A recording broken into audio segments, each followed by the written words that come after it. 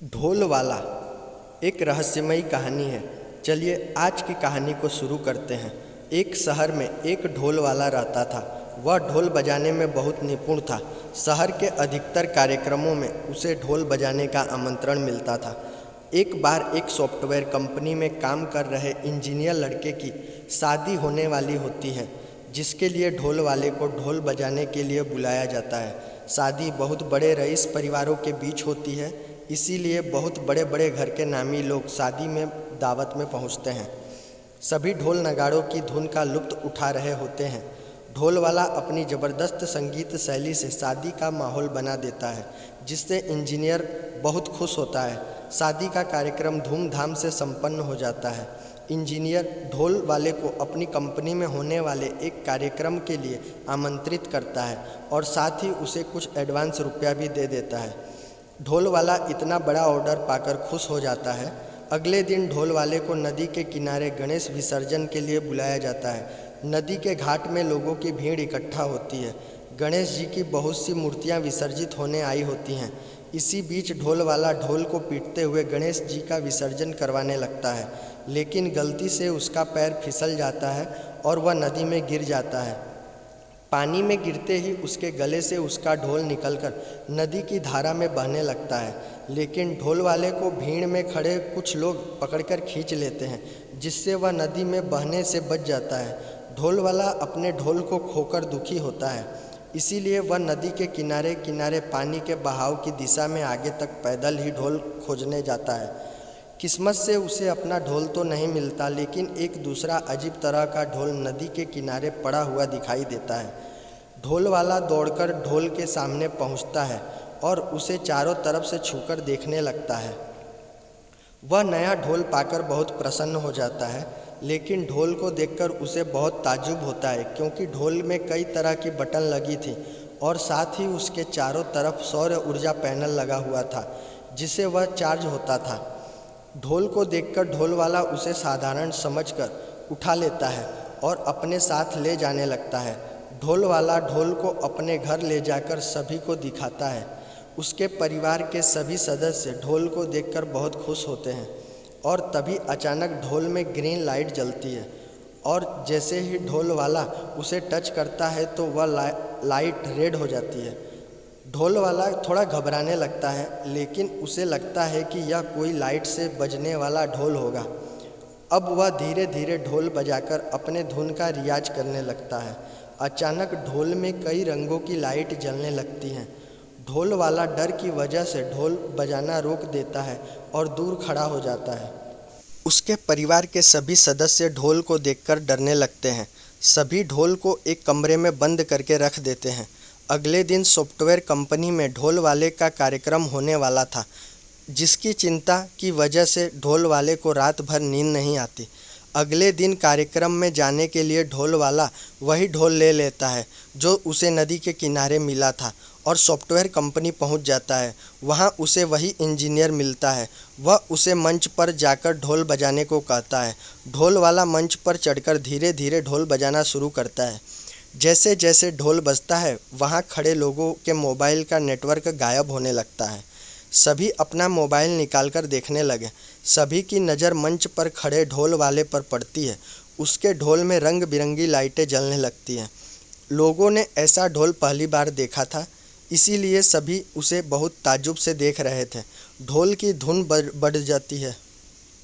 उसी समय इंजीनियर के मोबाइल पर एक फ़ोन आता है जो उसके ऑफिस से उसके बॉस का होता है। बॉस उसे बताते हैं कि कंपनी का सारा सर्वर जाम हो गया है, एक भी कंप्यूटर सही तरीके से नहीं चल रहा। इतने में अचानक नेटवर्क कमज़ोर होने की वजह से बॉस का कॉल भी डिस्कनेक्ट हो जाता है।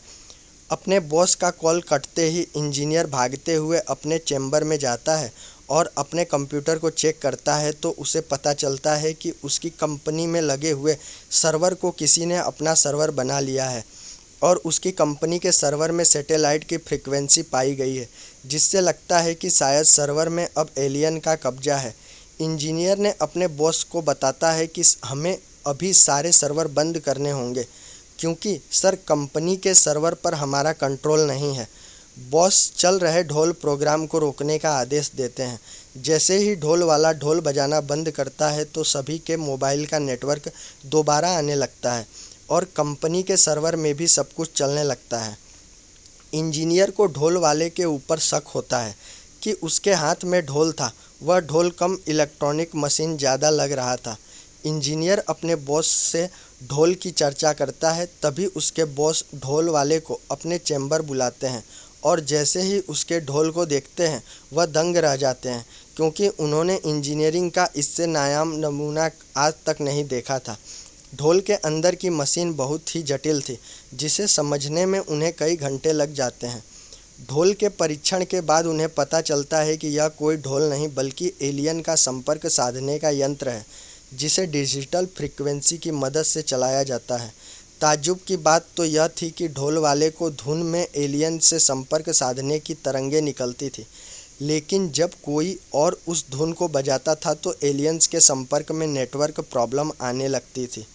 दरअसल ढोल की तरह दिखने वाला यंत्र ढोल वाले से ब्लूटूथ की तरह कनेक्ट हो चुका था और अब ढोल वाला ही एलियंस को पृथ्वी में तबाही मचाने से रोक सकता था। उसने अनजाने में अपनी धुन से एलियंस को जंग लड़ने की चेतावनी दे दी थी, लेकिन अब वह नहीं जानता था कि एलियंस को रोकने के लिए कौन सी धुन बजानी होगी। सॉफ्टवेयर कंपनी को इतना बड़ा रहस्य पता चल चुका था जिससे पूरी दुनिया को खतरा हो सकता था, इसीलिए वह वैज्ञानिकों से संपर्क करते हैं और उन्हें मशीन के बारे में पूरी जानकारी देते हैं। वैज्ञानिक अपने शोध से पता लगाते हैं कि एक हफ्ते के अंदर ही एलियन इसी जगह पर हमला करेंगे जहां उनका यंत्र है, इसीलिए उन्हें यह मशीन यहां से दूर ले जानी होगी ताकि एलियन के हमले से ज़्यादा हानि न हो। और वह योजना अनुसार उस मशीन को लेकर एक बहुत बड़े पहाड़ के शिखर में आ जाते हैं और वहीं ढोल वाले को कई तरह की धुन बजाने को कहते हैं। उन्हें यकीन था कि गलती से ही सही शायद ढोल वाला कोई ऐसी धुन बजा दे जिससे एलियंस पृथ्वी में हमला करने का इरादा बदल दें। ढोल वाला अपने दोनों ढोल पीटने लगता है। ढोल की ध्वनि के बीच आसमान से एक ज़ोरदार आवाज़ जाती है, जिसे सुनते ही सब आसमान की ओर देखने लगते हैं।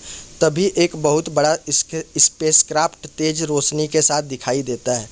स्पेसक्राफ्ट इन्हीं की तरफ तेज़ी से आ रहा होता है। स्पेसक्राफ्ट को देखकर वैज्ञानिकों के पसीने छूट जाते हैं और उन्हें अपनी मृत्यु करीब दिखाई देने लगती है।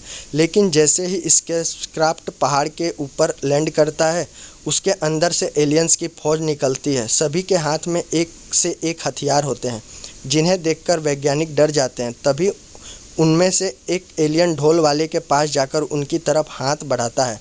ढोल वाला डरते हुए उसका हाथ पकड़ लेता है। एलियन अपनी जेब से एक ब्रेसलेट निकालता है और ढोल वाले के हाथ में पहना देता है। ब्रेसलेट में एलियंस से बात करने का सिस्टम लगा था। एलियंस ढोल वाले की धुन से खुश होकर उसे अपनी फैमिली मेंबर बना लेते हैं और अपना ढोल की तरह दिखने वाला यंत्र अपने साथ लेकर वापस चले जाते हैं। वैज्ञानिक ढोल वाले के हाथ में ब्रेसलेट देखकर दहशत में होते हैं, लेकिन ढोल वाला ब्रेसलेट की सारी कमांड समझ चुका था। वह उन्हें समझाता है कि आप लोग चिंता मत करो, एलियंस हमें कुछ नहीं करेंगे। इस ब्रेसलेट के जरिए मैं उनकी बातें समझ सकता हूँ। दरअसल एलियन ने मानसिक तरंगों के जरिए ब्रेसलेट को चलाने का तरीका ढोल वाले को सिखा दिया था। ढोल वाला अब एक महत्वपूर्ण इंसान था। वैज्ञानिक ढोल वाले को सम्मान के साथ उसके घर भेजते हैं और उसे एलियन के साथ जुड़ी हुई रिसर्च टीम में शामिल होने का अवसर देते हैं। ढोल वाले की किस्मत बदल चुकी थी। अब वह स्पेस रिसर्च सेंटर का एक ऐसा वैज्ञानिक बन चुका था जो एलियन से सीधे उन्हीं की भाषा में बात कर सकता था। इसी के साथ यह अनोखी कहानी ख़त्म हो जाती है।